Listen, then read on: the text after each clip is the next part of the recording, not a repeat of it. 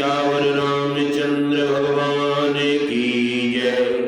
बोली पवन पुत्र हनुमान की जय।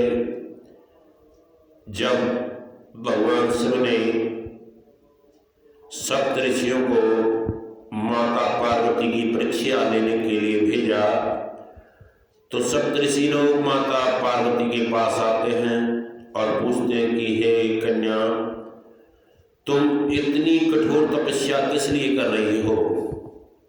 तो माता पार्वती कहती है कि महाराज, मैं नारद जी के उपदेश से भगवान शिव को पति रूप में पाने के लिए ये तपस्या करती हूँ। पार्वती जी की बातें सुनकर सप्त ऋषि लोग हंस पड़े और बोले कि हे कन्या, तुम पर्वत से पैदा हुई हो, इस करके तुम्हें नारद जी के बारे में कुछ नहीं पता है। बताओ, आज तक नारद जी का उपदेश सुनकर किसका घर बसा है? दक्ष सुतन उपदेश न जाई, तिन फिर भवन न देखा आई। चित्रकेतु कर घर उन घाला, कनक कश्यप कर पुण्य असुहारा।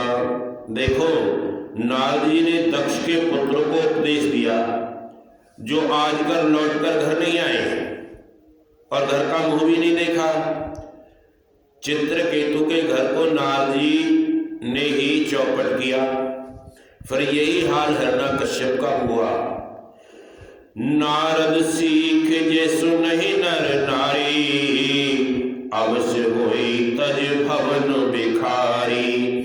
मन कपटी तन सज्जन चीन्हा, आप सरस सभै चहकीना। और सप्त ऋषि लोग कहते कि जिन लोगों ने नारद जी का कहना माना है वो घरबार छोड़कर अवश्य भिखारी हो जाते हैं, क्योंकि नारद जी का मन कपटी है और शरीर पर साधु संतों का बहुत वेश धारण किया हुआ है। वो सभी को अपने समान बनाना चाहते हैं, जैसे खुद ऐसे ही घूमते रहते हैं। ते के वचन माने विश्वासा, तुम चहो पति सहज उदासा। निर्गुण निलज गुबेश कयाली, अकुल अगे दिगंबर व्याली। और तुम नारद जी के वचनों को मानकर ऐसा पति चाहती हो जो स्वभाव से ही उदास रहते हैं, गुणहीन हैं, निर्लज्ज हैं, बुरा भेष धारण करने वाले हैं, कपालों की माला पहनते हैं, नागों को लटका कर रखते हैं और जिनका न कोई परिवार है न कुल है। कहूँ कवन सुख असबर पाए, भर बोलई ठग के बोराए। पंच कहे शिव सती विवाही, पुन अवडेर मरायन ताई। और ऐसे बर को पाने से कहो तुम्हें क्या सुख मिलेगा? तुम्हें नारद जी ने ठग लिया है। तुम नारद जी के बहकावे में आकर बहुत पछताओगी। पहले लोग कहते हैं कि शिव जी ने सती से विवाह किया, परंतु फिर उसको त्याग कर मरवा भी डाला। अब सुख सोवत सोच नहीं, भीख मांग भव खाई। सहज एकाकन के भवन, कहूँ के नाय कठाई। सियावर राम जय जय राम। अब शिव जी को तो कोई चिंता रहती नहीं है, वो भीख मांग कर खा लेते हैं और सुख से सोते हैं। ऐसे स्वभाव से ही अकेले रहने वाले के घर कभी भला हो सकता है क्या? कभी स्त्रियां ऐसे घर में टिक सकती हैं जो कोई काम नहीं करता, हमेशा घूमता रहता है? तो सप्त ऋषि कहते हैं, अजो मानो कहा हमारा, हम तुमके बरुनी को विचारा। अति सुंदर सुचि सुखद सुशीला, गावे वेद जासु जसु लीला। तो सप्त ऋषि माता पार्वती की परीक्षा ले रहे हैं और कह रहे हैं कि तुम अभी भी हमारा कहना मान लो, हमने तुम्हारे लिए एक बहुत अच्छा वर देखा है, वो बहुत ही सुंदर है, पवित्र है, सुख देने वाला है, सुशील है, जिसका यश, जिसकी लीलाएं वेद पुराण और सारा संसार गाता है। दूषण रहित सकल गुण राशि, श्रीपति पुर बैकुंठ निवासी, असवर तुम्हें मिलायो आनी, सुरत बेहस कह बचन भवानी। तो सप्तऋषि कहते हैं उसके अंदर कोई दोष नहीं है और वो सब गुणों से भरा हुआ है, लक्ष्मी का स्वामी है, बैकुंठ में रहता है। हम ऐसे वर को लाकर तुमसे मिला देते हैं।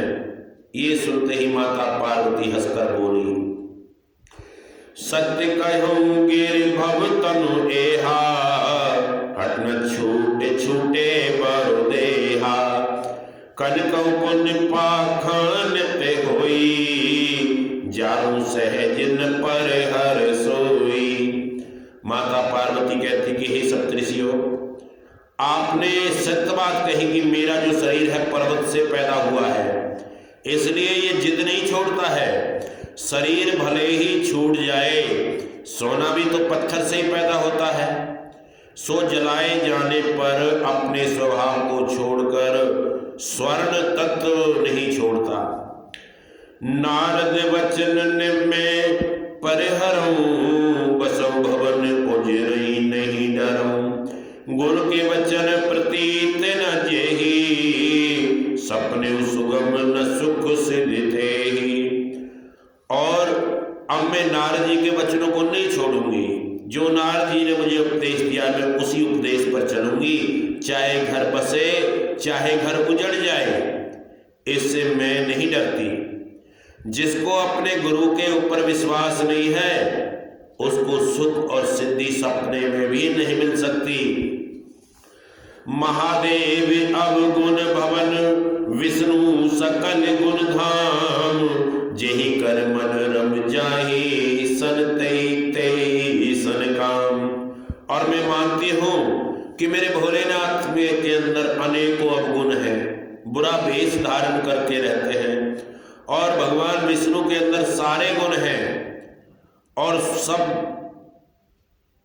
तरह से संपन्न है, पर जिसका मन जहां लग जाता है उसी से उसको प्रेम होता है।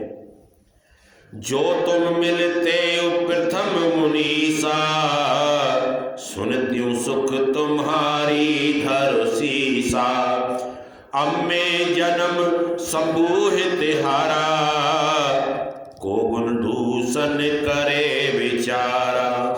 और माता पार्वती जी सप्तऋषियों से कह रही है कि हे मुनीश्वरों, यदि आप मुझे नारद जी से पहले मिलते तो मैं आपके उपदेश को सिर माथे पर रखकर सुनती, परंतु अब तो मैं अपना जन्म शिव जी के लिए हार चुकी हूं। जिससे प्रेम हो गया फिर उसके गुण और दोषों को कौन देखे। जो तुमरे हट हृदय विशेषी, रह न जाए बिन किए बरेसी, तो कौतिक आलस नहीं, बर कन्या अनेक जग माही। और यदि आपके हृदय में बहुत ही हट है और विवाह की बातचीत किए बिना तुमसे नहीं रहा जा सकता, तो संसार में बहुत वर कन्या हैं। खिलवाड़ करने को जो किसी की चुगली करते हैं या किसी की बुराई करते हैं, उनको आलस तो होता ही नहीं है, कहीं भी जाकर कीजिए। जन्म कोट लग रगर हमारी, बरम शंभु नेत्रयों को आरी, तजो न नारद करे उपदेशु, अब कहूं सन बार महेशु। अब तो चाहे मेरे करोड़ों जन्म हो जाएं, मुझे यही जिद रहेगी कि मैं शिव जी के साथ ही विवाह करूंगी, नहीं तो कुंवारी ही रहूंगी।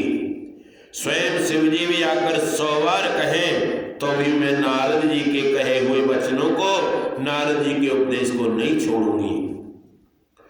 मैं पाए परों कहे जगदम्बा, तुम गृह गमनो भवो विलंबा, देख प्रेम बोले मुनि ज्ञानी, जय जय जय जगदम्बे भवानी। जगत जननी पार्वती माता जी ने फिर कहा कि मैं आपके पैरों में पड़ती हूँ, आप अपने घर चले जाइए, बहुत देर हो गई है। शिव जी में पार्वती का ऐसा प्रेम देखकर सप्तऋषि बोले कि हे जगत जननी, हे भवानी, आपकी जय हो, आपकी जय हो। तुम माया भगवान शिव सकल जगत पितमात, नाई चरण सिर मुनि चले पुन पुन हर सतघात। सियावर राम जय जय राम, मेरे मन बसियो सीताराम। तो सप्तऋषि माता पार्वती की परीक्षा लेते हैं और माता पार्वती जी उस परीक्षा में सफल हो जाती हैं। तो सप्तऋषि कहते कि हे माँ, हे जगत जननी, आप माया हैं और शिव जी भगवान हैं, आप दोनों समस्त जगत के माता पिता हैं। ये कहकर मुनि पार्वती जी के चरणों में सिर नवाकर चल दिए। उनका शरीर बार बार पुलकित हो रहा है, बड़ी खुशी हो रही है पार्वती जी की परीक्षा लेते समय। बोलिए शिव शंकर भगवान की जय, बोलिए जगत जननी भवानी मैया